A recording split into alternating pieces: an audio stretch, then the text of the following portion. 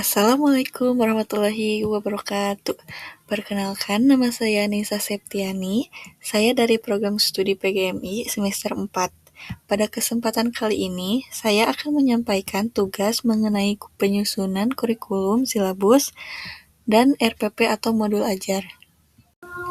Baik, di sini langsung saja kepada pembahasan, yaitu yang pertama ada penyusunan kurikulum. Pengertian kurikulum ini adalah rencana pembelajaran yang di dalamnya ada pedoman utama dalam pendidikan yang mengatur tujuan, isi, dan proses belajar agar pembelajaran terarah. Di sini juga telah dijelaskan dalam Al-Quran surat Al-Hasyr ayat 18 dan surat An-Nahl ayat 125 yang menjelaskan bahwa proses pembelajaran harus dirancang secara bijak dan sesuai dengan kondisi peserta didik.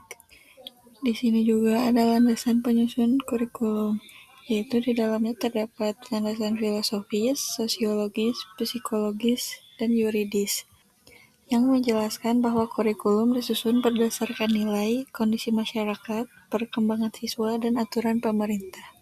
Di sini juga ada prinsip penyusun kurikulum. Dalam proses perkembangan kurikulum, terdapat beberapa prinsip yang perlu diperhatikan agar kurikulum dapat dilaksanakan secara optimal dalam kegiatan pembelajaran. Yang pertama, ada prinsip relevansi, yaitu kurikulum yang harus memiliki kesesuaian dengan kebutuhan peserta didik. Yang kedua, prinsip fleksibilitas, yang berarti kurikulum tidak bersifat kaku dan melainkan dapat disesuaikan dengan kondisi sekolah. Yang ketiga, prinsip efektivitas, yaitu kurikulum yang harus mampu mencapai tujuan pembelajaran yang telah ditentukan. Yang keempat, prinsip efisiensi, yang menekankan pada penggunaan sumber daya seperti waktu, tenaga, dan biaya. Dan yang kelima ada prinsip kesinambungan, yaitu kurikulum yang disusun secara berurutan dan saling berkaitan antar jenjang pendidikan. Baik, yang selanjutnya ada tahapan kurikulum, yang di dalamnya adalah penyusunan kurikulum dilakukan bertahap, mulai dari analisis kebutuhan sampai evaluasi hasil pembelajaran tersebut. Pembahasan yang kedua yaitu ada penyusun silabus. Silabus merupakan penjabaran dari kurikulum yang berisi rencana pembelajaran secara lebih rinci. Silabus ini berfungsi sebagai pedoman bagi guru dalam melaksanakan kegiatan pembelajaran di kelas. Dalam Islam juga, pentingnya menuntut ilmu dijelaskan dalam hadis Rasulullah SAW yang diriwayatkan oleh hadis riwayat Ibnu Majah, yang di dalamnya menunjukkan bahwa proses pembelajaran harus dirancang dengan baik agar tujuan pendidikan dapat tercapai dengan maksimal. Yang selanjutnya ada komponen silabus. Silabus ini merupakan pedoman pembelajaran yang digunakan guru sebagai acuan dalam proses mengajar. Di dalamnya terdapat beberapa unsur penting, yaitu yang ke-1, identitas mata pelajaran atau tema. Yang kedua, kompetensi inti atau KI, dan kompetensi dasar atau KD, atau juga bisa disebut dengan capaian pembelajaran atau CP juga. Ketiga, materi pembelajaran. Keempat, kegiatan pembelajaran. Kelima, penilaian. Keenam, alokasi waktu. Dan yang terakhir, sumber belajar, yaitu berbagai referensi atau media yang digunakan untuk mendukung proses pembelajaran. Yang selanjutnya ada penyusun prinsip silabus. Dalam penyusun prinsip silabus ini, terdapat beberapa prinsip yang perlu diperhatikan agar hasilnya berkualitas dan dapat diterapkan dengan baik. Yang pertama, prinsip ilmiah. Yang kedua, prinsip sistematis. Yang ketiga, prinsip konsistensi.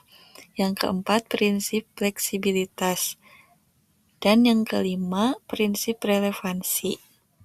Di sini juga terdapat langkah penyusun silabus. Langkah pertama adalah mengkaji kurikulum, yaitu memahami kurikulum yang berlaku sebagai dasar penyusun silabus. Menentukan kompetensi, yaitu menetapkan kemampuan yang harus dicapai oleh peserta didik. Selanjutnya menyusun materi pembelajaran dengan memilih dan mengorganisasikan bahan ajar agar sesuai. Selain itu, merancang kegiatan pembelajaran, yaitu menentukan aktivitas. Yang selanjutnya, menentukan indikator, yaitu menetapkan tanda-tanda. Selanjutnya, menyusun penilaian, yaitu menentukan cara untuk mengevaluasi hasil belajar peserta didik. Dan yang terakhir, menentukan sumber belajar, yaitu memilih berbagai sumber yang dapat mendukung proses pembelajaran. Pembahasan ketiga di sini ada penyusunan RPP atau modul ajar. RPP atau modul ajar merupakan rencana pembelajaran yang disusun secara rinci sebagai pedoman dalam pelaksanaan kegiatan belajar mengajar. Dalam kurikulum Merdeka, modul ajar menjadi bentuk pengembangan yang lebih fleksibel. Menurut jurnal, modul ajar memberikan kebebasan kepada guru untuk mengembangkan pembelajaran yang kreatif dan berpusat pada peserta didik. Dalam Islam juga, setiap pekerjaan dianjurkan untuk dilakukan dengan sungguh-sungguh. Hal ini sesuai dengan hadis Rasulullah SAW yang diriwayatkan oleh hadis riwayat Tabrani. Hadis tersebut menjadi dasar bahwa penyusun RPP atau modul ajar harus dilakukan secara maksimal dan penuh tanggung jawab. Yang isinya di sini ada komponen RPP atau modul ajar, yang di dalamnya terdapat beberapa komponen utama. Yang pertama, tujuan pembelajaran, yaitu rumusan kemampuan yang harus dicapai peserta didik setelah mengikuti proses pembelajaran. Yang kedua, materi pembelajaran, yaitu isi atau bahan ajar yang akan disampaikan kepada peserta didik. Yang ketiga, metode dan media pembelajaran. Metode adalah guru menyampaikan materi, sedangkan media adalah alat bantu yang digunakan untuk proses pembelajaran. Yang keempat ada langkah-langkah pembelajaran yang terdiri atas 3 tahapan, yaitu kegiatan pendahuluan, kegiatan inti, dan kegiatan penutup. Dan yang kelima ada penilaian, yaitu proses untuk mengetahui sejauh mana peserta didik telah mencapai tujuan pembelajaran. Dan yang keenam ada refleksi, yaitu kegiatan untuk meninjau kembali proses pembelajaran yang telah berlangsung, dengan tujuan memperbaiki kekurangan dan meningkatkan kualitas pembelajaran di masa yang mendatang. Yang selanjutnya ada prinsip penyusunan RPP atau modul ajar. RPP atau modul ajar juga harus memperhatikan beberapa prinsip penting. Yang pertama, pembelajaran harus berorientasi pada peserta didik, sehingga siswa menjadi aktif dalam proses belajar, bukan hanya sebagai penerima materi. Yang kedua, harus mampu mengembangkan kreativitas, baik dari sisi guru maupun peserta didik, sehingga pembelajaran tidak monoton atau tidak di situ-situ saja. Ketiga, perlu adanya penanaman nilai karakter seperti sikap disiplin, tanggung jawab, dan kerjasama dalam setiap kegiatan pembelajaran tersebut.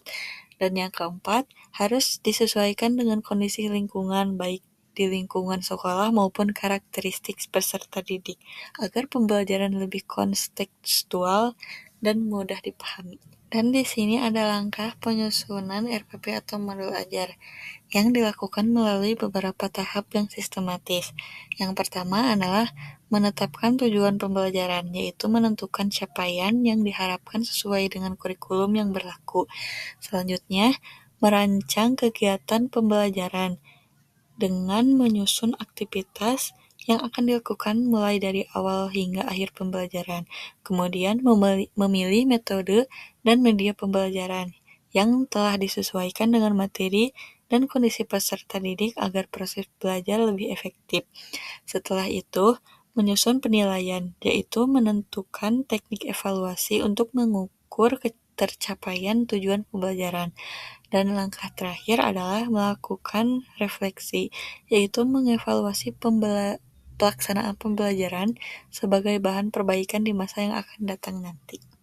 Kesimpulannya adalah kurikulum, silabus, serta RPP atau modul ajar merupakan bagian penting dalam sistem pendidikan yang saling berhubungan satu sama lain. Kurikulum berperan sebagai landasan utama, silabus menjadi bentuk pembelajaran atau penjabaran dari kurikulum, Sedangkan RPP atau modul ajar merupakan implementasi dalam kegiatan pembelajaran di kelas. Dalam pandangan Islam, pentingnya perencanaan dan pelaksanaan pendidikan juga memiliki dasar yang kuat dalam Al-Quran dan hadis. Oleh sebab itu, penyusun ketiga komponen tersebut perlu dilakukan secara terstruktur dan terarah agar tujuan pendidikan dapat tercapai secara optimal, tidak hanya dalam aspek akademik, tetapi juga dalam pembentukan karakter dan akhlak peserta didik. Baik, mungkin itu saja yang bisa saya sampaikan pada video kali ini. Terima kasih sudah menyimak, dan mohon maaf apabila terdapat kesalahan. Terima kasih atas perhatiannya. Billahi taufiq wal hidayah. Wassalamualaikum warahmatullahi wabarakatuh.